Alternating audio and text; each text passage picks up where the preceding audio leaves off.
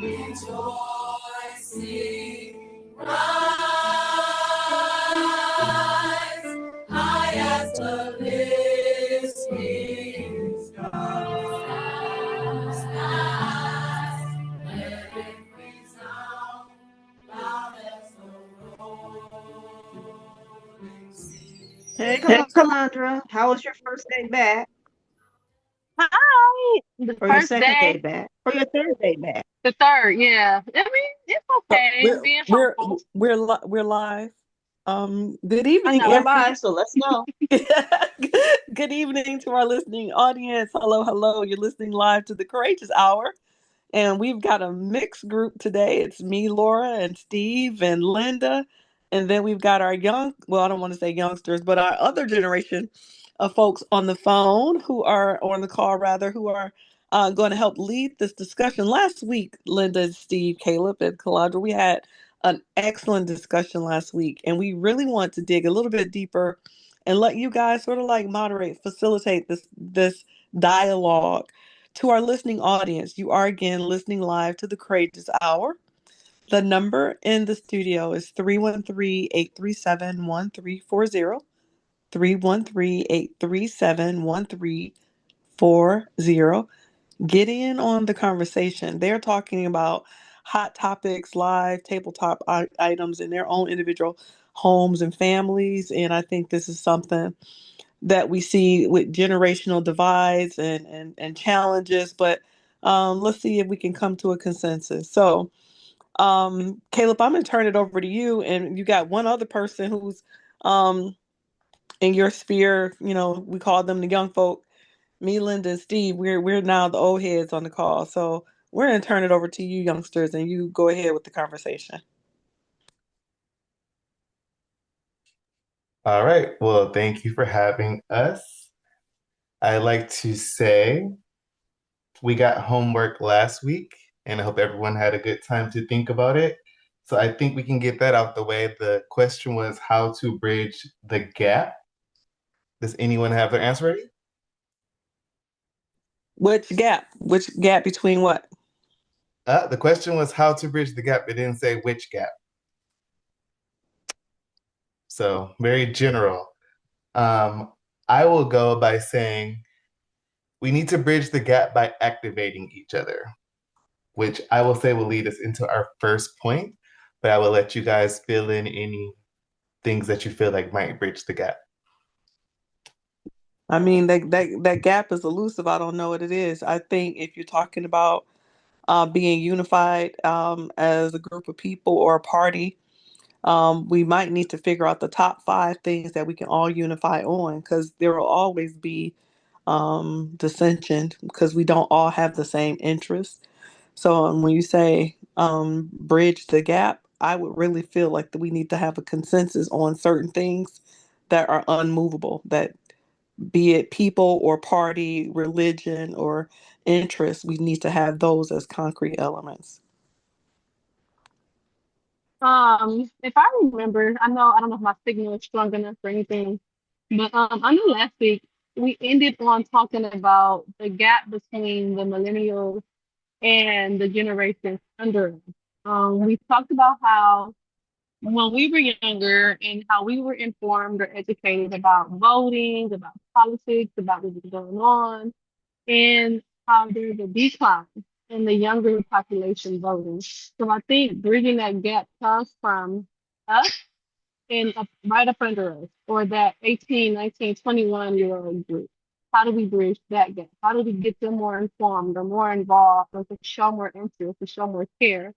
I think that's where we left off last week. And I just feel like, we have to just educate them, be more involved within our communities. Not saying myself, but a lot of millennials aren't as involved as, we should be. So those younger people, in my opinion, don't have that influence. They don't have that person that's close enough in age to them, but not too old to where it's like we're not showing the way. We're not doing what was, in my opinion, done for us when we were younger.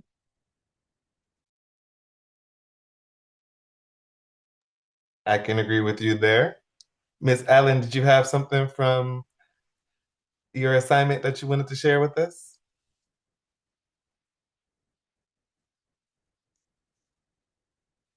Or Linda, maybe we'll be. Linda, Yes, I'm having this muting problem, that was but interesting. yes, it was. Um, my major thing is we don't talk to each other because our ways of communication are so different. I'm a person who prefers to talk in person, live. Let me get the feedback from you. Let me see your voice. Let me hear your voice. Let me see your body language. Most of my younger people folk would rather send a text. I find text very impersonal and it gives me no background on where you really are. So I think for me, that is the biggest difference in our ways of communication. I think Calandra can tell you, I'm really adamant about getting together with people and talking to them in person so that I can kind of feel where you are. And I don't get that from a text message. I don't get that from an email. I only get that with that in person connection. Let me hear your voice. So are you saying still enabling more community spaces and would you say meeting them in their community spaces, the younger people? Yes. Yes. Yes, I I think, do that. I hang out with a few artists because I know a number of younger people, and I've often been the oldest person in the room. But how else do I get to know them that's true. if I'm not there? I have no fear of being there. But that's So, how, to me, that's how but then I find out they don't know each other because they haven't seen each other. ah, How different would this conversation be if all of us were in the same room? maybe very different. Exactly. I like that. Good point. Good point. We also have a principal, educator, PhD candidate, Dr. Steve Elam on the phone too. So don't forget to add him to your conversations. I'm sure he has a lot because he's in the classroom with high schoolers, or was anyway. Well, let us know. We're all Well, ears. well, I'll jump in. I think communication is key. I think one of the largest gaps that I see happening is Linda was hitting on it with the spatial thing. So a lot of times, especially in schools, if it's not a safe environment, then the kids, I'm gonna say students, because they're not kids no more. The students, now young adults, were already in the form of communicating in the way like Linda was saying. Okay, text message is the way to do things, and it can be done in a process that seems non-threatening. But I've learned that also the importance is asking more questions to dig into what the text means. Like, okay, I'm reading it this way because I've learned this also. The way you read a text can also be perceived wrong depending on the attitude of the person reading it and their other, how can I put this? Their lived experiences can bring about, well, maybe I'm taking it this way. And the sender didn't believe it to be sent that way. But those are things that I'm agreeing with Linda as far as in a face to face conversation, things can be asked with more in depth, and you can read somebody's body language, their tone, things of that. So I know that that's a gap. I think another gap in helping to close it would be the true informational gap, the way we receive information now. In many instances, reading on a daily basis from the newspaper turns into a news article. The news article turns into biased information that's then transmitted again, versus the person who lived the experience getting the opportunity to be interviewed and display it. So now in this 21st, well, really the 22nd century, because the way we get information is very fast. And many times now we have a threat of AI being involved in it, or just I don't want to say fake news, but it's just a biased deliverance of information from a lens that many of us, in some instances, haven't never seen or used before. So I think getting together face to face can also help narrow down and help transition and transfer the lived experience And in many instances, young people are hitting the nail on the head. They just haven't lived long enough in different spaces to have received the insight that some older people have. But that doesn't mean that the young people haven't lived their own lived experience. So a lot of common ground can happen inside the space together versus trying to leave it up for interpretation. So I'm thinking the biggest thing is communication is a big gap. So I will segue into asking you all, what is your number one concern that you would like to be addressed?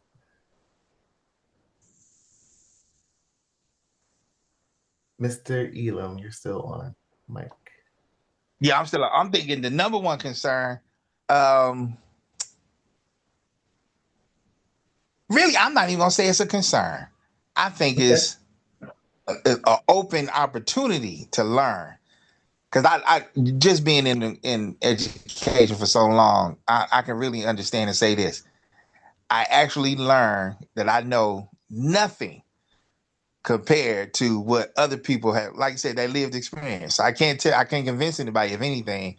It's just more so that's a good, able insight to say, okay, well, that's how your view is. Let's see how it works. Being open to it. So really not necessarily a concern, but I recognize this. We are repeating history due to the lack of poor communication. All right, we're gonna have to take that and bring that back. Miss Hall? Oh, it's funny that he says that we are repeating history because of the lack of information, because I've been saying that for a while. I'm also in education as well, and to kind of witness how history isn't being passed down. My lived experience isn't the same. So, everything that I'm telling the kids is based off what's told to me. So I don't speak it with the same passion as someone else who's actually lived through some of the history. So the kids are like, yeah, whatever. What do we need history for? History is old and blah, blah, blah. So, and I keep telling them, like, well, history is repeating itself. Look at what's going on in the economy. Like, look at the presidential election. Look at everything that's being talked about. Look at everything that he wants to do. Like, and I try to relate it back to past experiences, but it's not sticking to the kids like I would want it to stick. And I don't know if it's me, the messenger. I don't know, like, because even when I go into the history or the social studies classrooms, because I'm K-8, so we don't really have history. So I go into the classrooms, they're not teaching what we got through people's experiences. So they don't have the same passion or the same, self-love or the same things that we value. They're not getting that. So yes, I really truly believe history is repeating itself due to the lack of knowledge. Miss Allen? We're getting to a point where even the teachers don't believe history Oh no. because they weren't taught history. So they can't teach it to anyone else. Do they still teach Black history? You have to get up a little bit higher in education to get a full Black history lesson.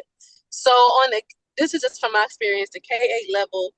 No, you may get a little snippet during Black History Month, but as far as a whole entire class that's geared toward Black history, no. You have some teachers, I know we had one in our building who was very passionate about Black history. She'll go through and she'll teach it. Of course, it's not in the curriculum, but she's just, teaching her experiences. But as far as a classroom, we don't have that K-8 level. Mm. And let me jump in, and that's by design. So if you can imagine, just the way she said it's not a curriculum because Black history is every subject matter that is in the schoolhouse. And what happens in that process, if one, this is also why I left it alone. Because if one actually becomes astute as to what has happened and going on, and just to know your history, you just get really frustrated because the lack of. And when you go to other school districts, what you notice is they They don't even touch it. Totally glossed over. It's a chapter. There is no such thing as Black History Month. There is no such thing. You got schools in the state of Michigan that still don't celebrate Dr. Martin Luther King Day as an observational federal holiday. So it's being done intentional and having the opportunity to literally, I worked across the country. If we think we not getting it, imagine places like Tulsa, Oklahoma, where Black Wall Street actually occurred. Though they never touch it there, or on Rosewood down in Florida, in North Carolina, and places like that. It's a glance over, never talked about. So you can imagine and understanding it's being done on purpose. That definitely does sound intentional. Miss Sigmund? Mrs. Sigmund? One of the things that does concern me is the power and influence of social media. That really, really, really concerns me because the more recent group of young adults who just, turned 18, old enough to make decisions, I wonder how easily they are swayed or impressed by shiny things or talking sound bites or the fact that somebody doesn't look like them, that they automatically make the decision that their um, vote or their voting power, that one ballot opportunity, um, needs to go based on how somebody else is actually manipulating them. And I do say manipulation because I believe the algorithms are designed to sway populist interest. And sound bites said enough automatically become a new truth, right? And they assume that if the populace is interested and the populace is saying it, then it must be true. And there are too many persuaders who can influence and then by just the power of the platform persuade people to do things that are not in their best interest. That concerns me an awful lot. Making decisions today for what you can't untangle for 30 years.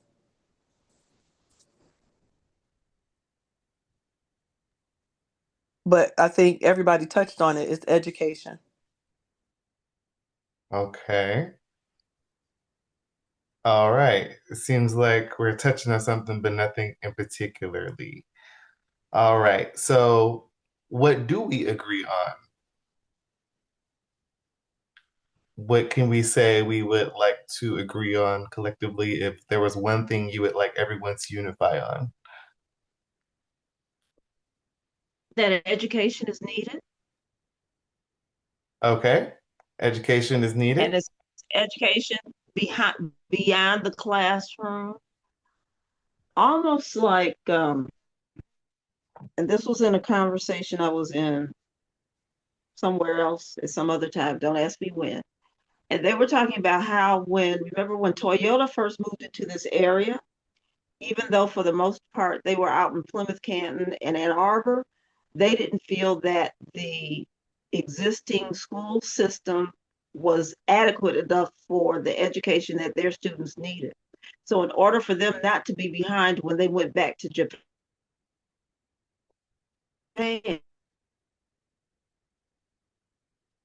Connection's a little wonky today.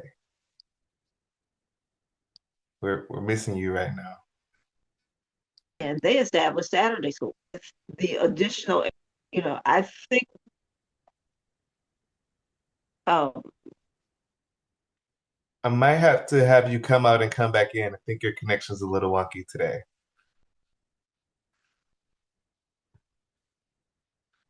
Miss Ellen. What about you, Mr. Elam?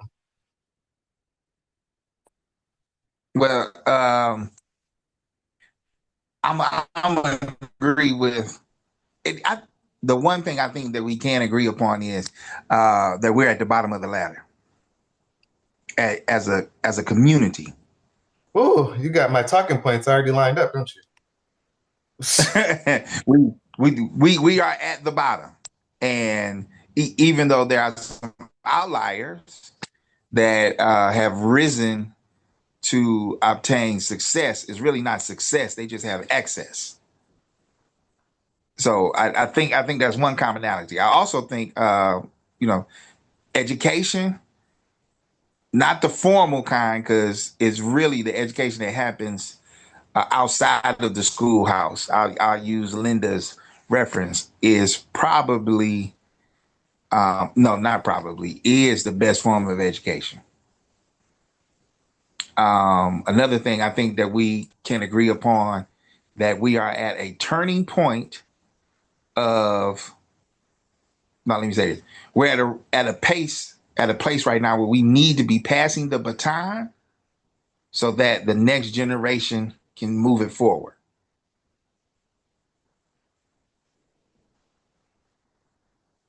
I'm gonna leave.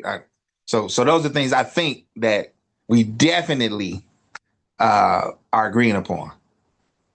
Okay. I totally, totally, totally concur. I will say both education and the farming or succession planning in every place that we have made significant strides, we need to have a pipeline, a succession pipeline, so we don't lose Yeah. the momentum, nor do we lose the muscle memory or that critical institutional knowledge that can be carried and elevated after whoever is sitting at the helm. I see that in so many places and spaces, and the next person who steps in it has a huge learning curve, and you're losing traction, you're losing oxygen, you're losing followers, you're losing everything that needs to be cemented. But I also think that some people been sitting at the helm for too long. You're too long in the tooth and need to move on.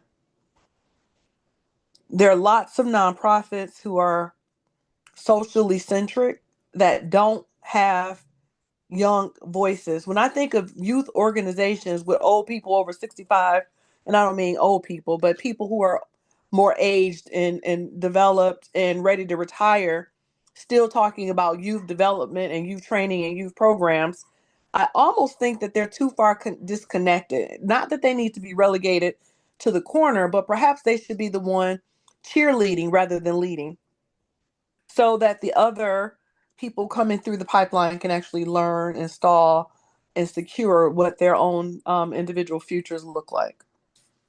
I think we could certainly unify on not needing another 80-year-old president. So I'm not saying,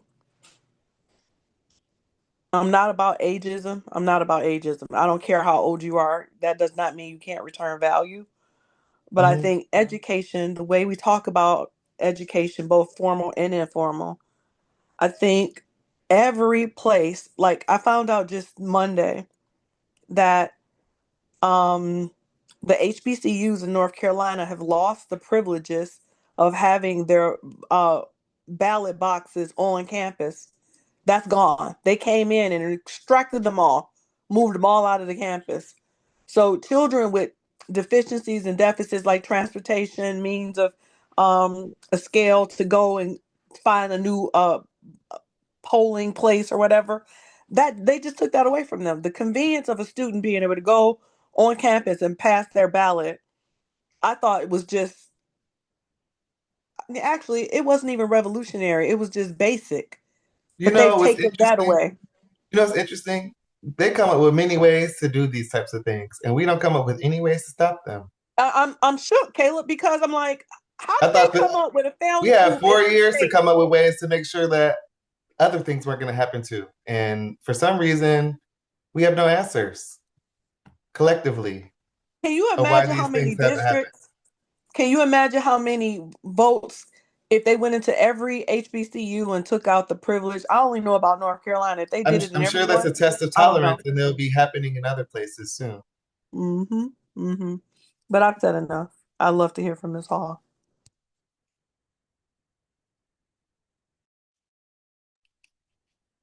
I'm sorry you guys were on mute.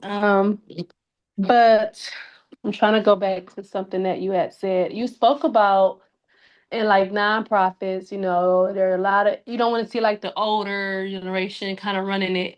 So I feel like, I'm a little closer, not close, but I see the younger generation. And I feel like a lot of times, okay, I'm trying to choose the words. The older generation are kind of forced into the positions because we can't really like motivate the younger ones to take on that role.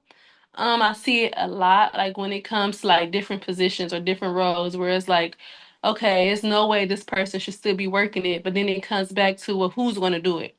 We don't have anyone else. This is all that we have. So, I just feel like we have to, as the older, because we're getting up there in age, we just have to find ways to kind of pass that motivation on to encourage that younger generation to step up into some of these roles.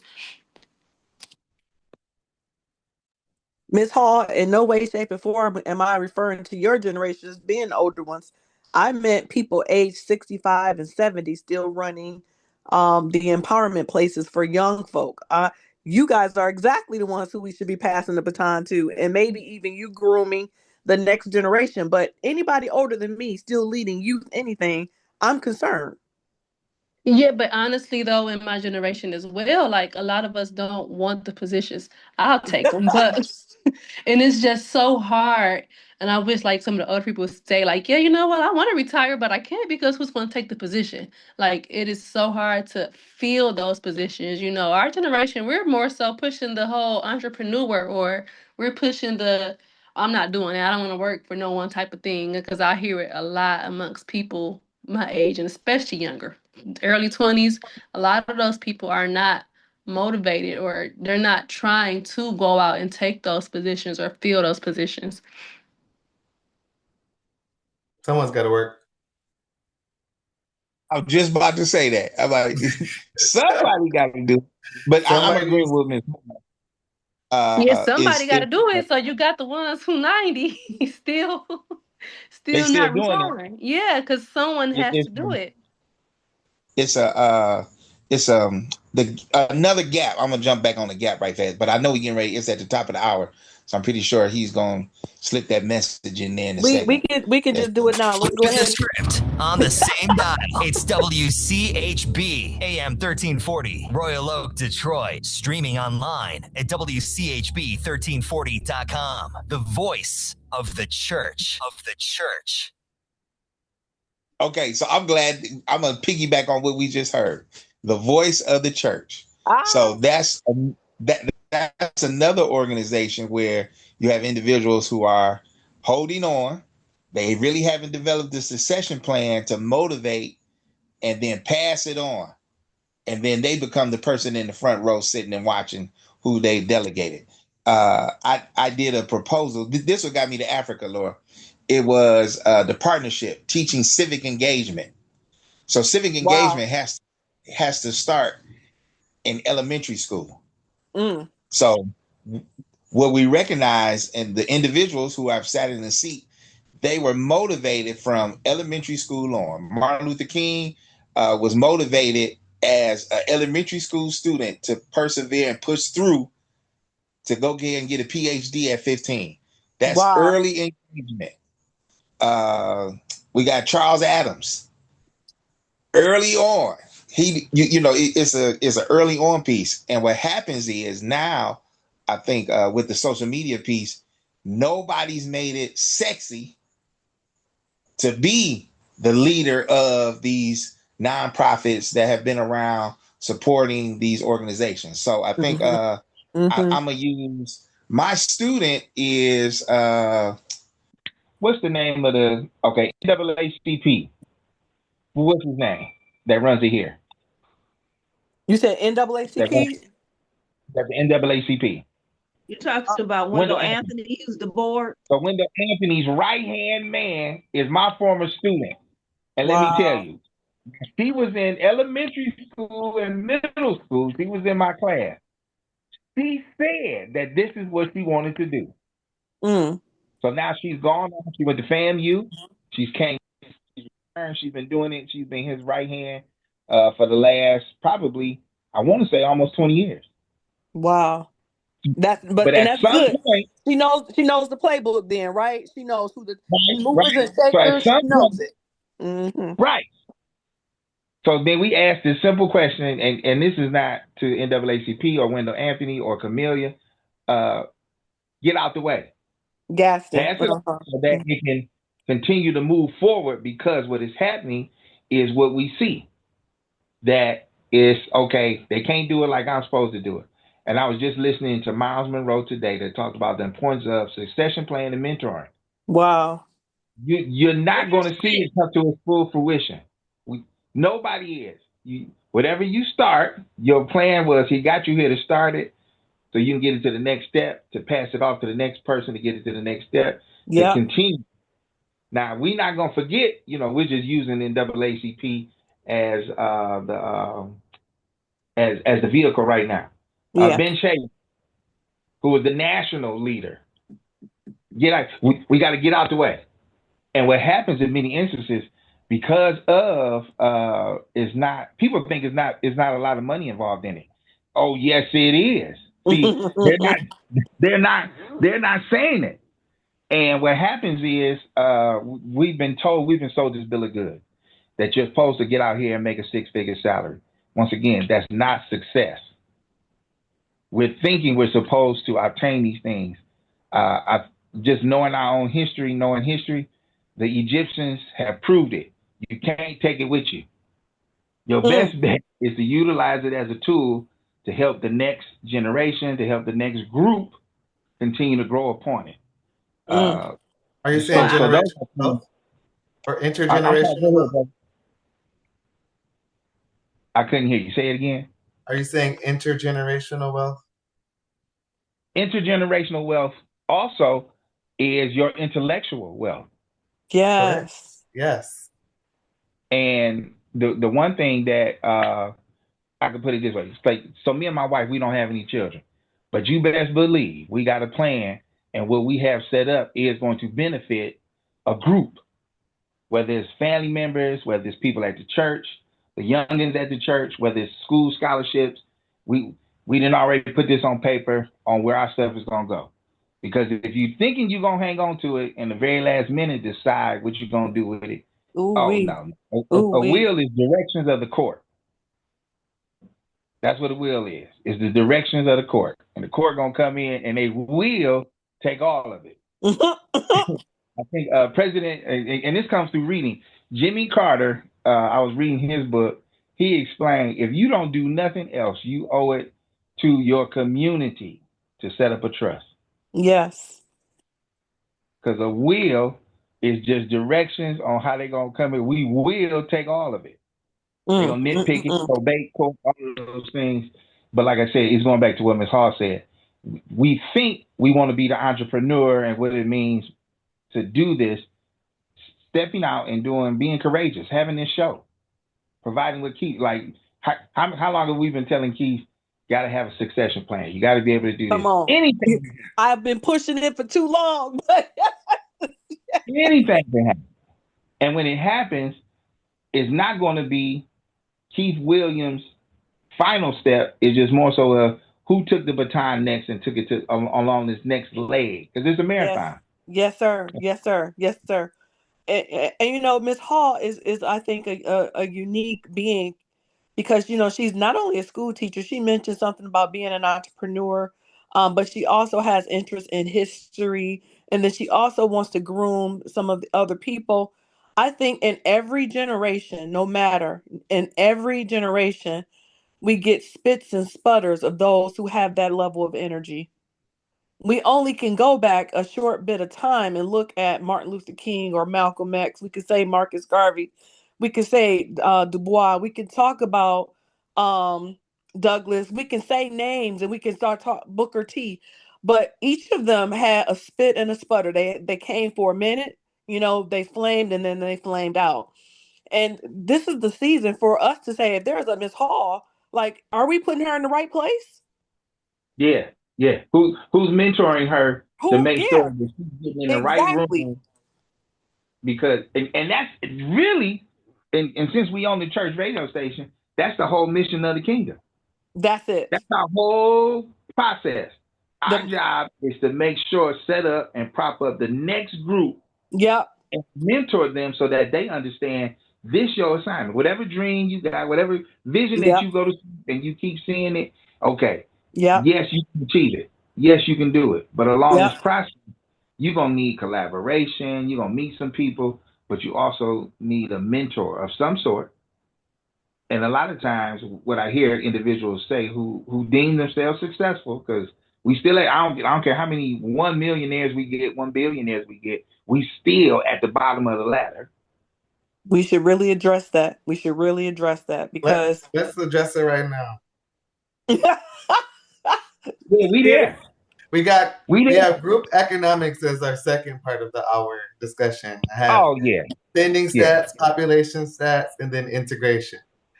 So say them again. I don't think I heard you clearly. We have spending stats, population stats, and then integration. More like considering ourselves a firm. So how about we just start with the spending stats? The spending power of the Black consumer is $1.8 trillion to $2.1 trillion annually. The figure is referred to as the buying or purchasing power, which represents the total income after taxes that is available for spending, savings, and investment. So there's 2.1 trillion max. I don't know where that money is. I know it's not in my bank account. National share, Black buying power accounts for roughly 8 to 12% of the total consumer market in the US. Unpack that. What does that mean? It means the average Black household spends around $58,000 per year in three categories: housing, essential services, and consumer goods and beauty. Housing represents the largest single, typically over 1/3 of the expenditures. Essential services, food, transportation, healthcare, utilities make up the bulk of the remaining costs. Black consumers spend a disproportionately high share of income on beauty, personal care, media, and apparel. So let's just say brand clothes, shoes, cars, healthcare or personal care, body butters, lotions, things like that with great names on them, expensive perfumes. All these things are definitely marketed towards us because they know that we like them and that we will spend them because they look nice and they smell nice, whether they really are nice or not. So let's do buying power reflects the income generated and spent each year, but does not equate to the net worth or intergenerational wealth. In the racial wealth gap, the median net worth of white household remains significantly higher than that of Black households, largely due to historical barriers such as home ownership, capital accumulation, and commercial investment. And then the main driver of this, I believe, is local retention. A very small percentage of Black spending stays within the Black-owned businesses or communities for long term, which limits its ability to build durable wealth. So breaking it down, beauty and personal care, we're spending about $16.2 billion annually. And we represent 12.8 to 13.1 of the overall beauty and personal care purchases nationwide. We are only 14% of the population, and we're definitely represented in just our beauty care purchases. At what percentage? 13.1 at max. Fragrance and fine scents. Black consumers drive over 22% of total US fragrance dollars, despite representing 14% of the population. There's a high market in hand lotions, body butters, and specialized moisture treatments. I'm sure, we got to keep moisturized. Okay. Hair care accounts for the major portion of beauty personal budget, spanning styling treatments, products, extensions, natural hair care. And then lastly, the over indexes of luxury beauty products and specialized foundation shades and undertones for our skin relating to makeup. So, wait, Linda got her hand up. Hopefully I can keep online for a minute. There's some historical context to this. There were times when we were not allowed the care things that we require to keep it going. Mm. In New Mm-hmm. Orleans, for example, in Louisiana, New Orleans, Black women were supposed to keep their hair covered because they didn't want, especially the fair skinned ones, to be confused with white women. We were encouraged, or if not beaten, to keep our hair tied up.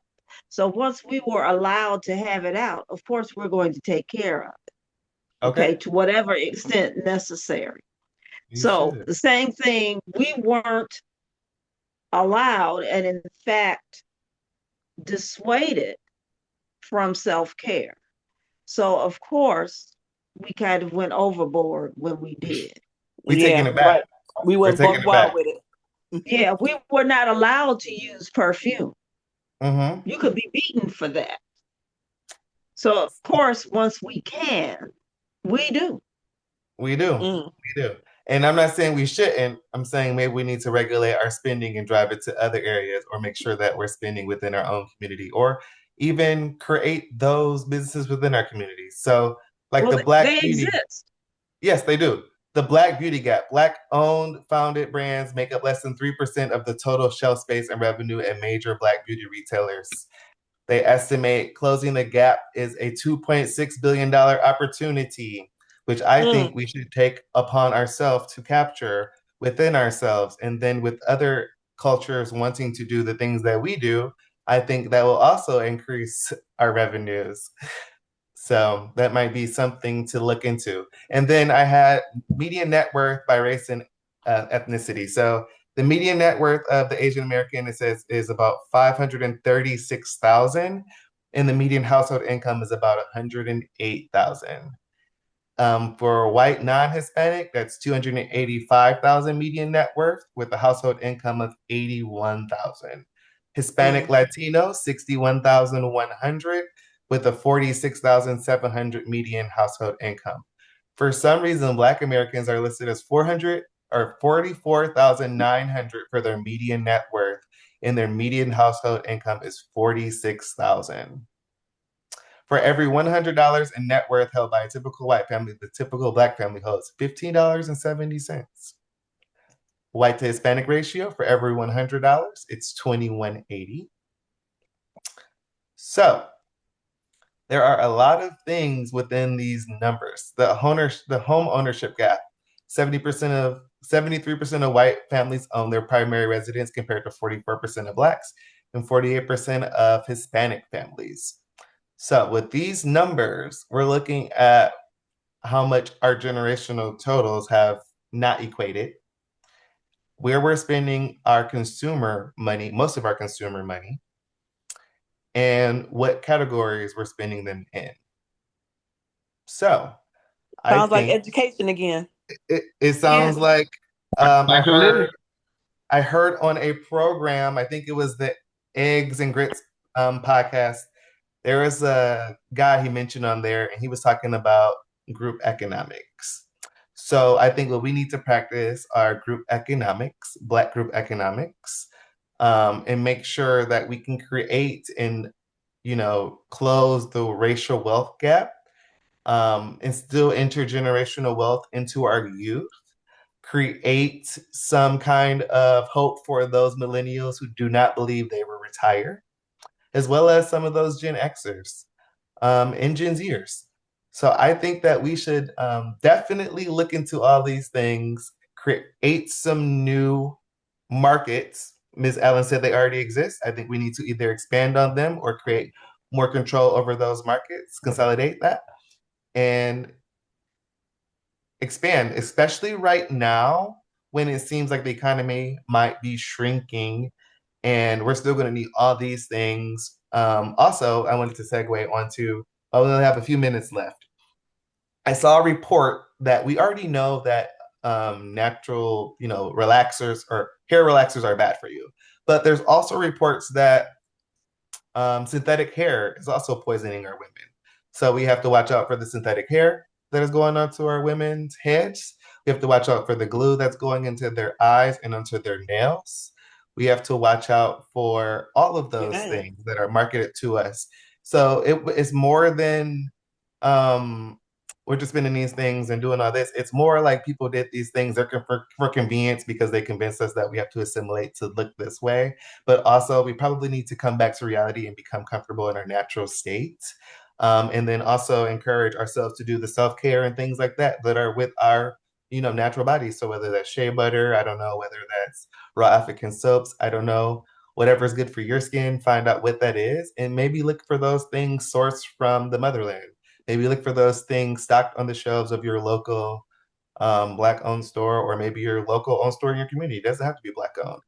But maybe those things will close the Black wealth gap. Maybe some people in America will create those things and may see a market, and we'll go from there. Let me Sigma? jump in here.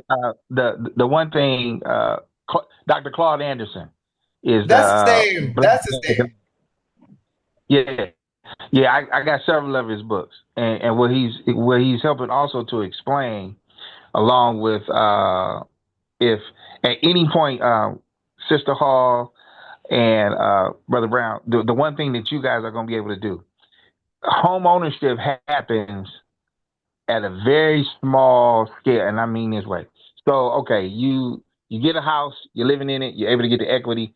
Let me tell you who's coming to do your appraisal. If they recognize that you're African American, your house can be sitting right next door, you're in a $3 million neighborhood. Your house can be then downgraded because of the skin color of the person who's coming in to do your home appraisal. So you might think you're about to get the $3 million, but because of who you automatically are downgraded. I've heard of these games before. So those things happen. I heard of these games before. No. Well, I'm gonna tell you my instance. I'm gonna tell you some lived experience. So this is me and my wife. This is our second home, and what we noticed was, okay, on paper, dealing with Rocket Mortgage, we're offered this home equity. Oh, this is great. We're gonna be able to do this, pay some bills down, stack some money. Boom. Person comes in, undervalues our house by almost $100,000. Oh, wow. So then we say, okay, the next time, here's what we're going to do. We're going to get rid of all of our paraphernalia, take down all the African artwork and such. And I said, we're going to rent a white person to come in and be Steve Elam. Games. Now, those are the things that happen more often than not. If you're not wise of it, because of the markdown that happened, just because the person coming in feels that me and my wife didn't deserve the full value of our home. So then you go on to when it's time for credit. And I think this is ironic. We're trillions of dollars in debt, and they worried about a score.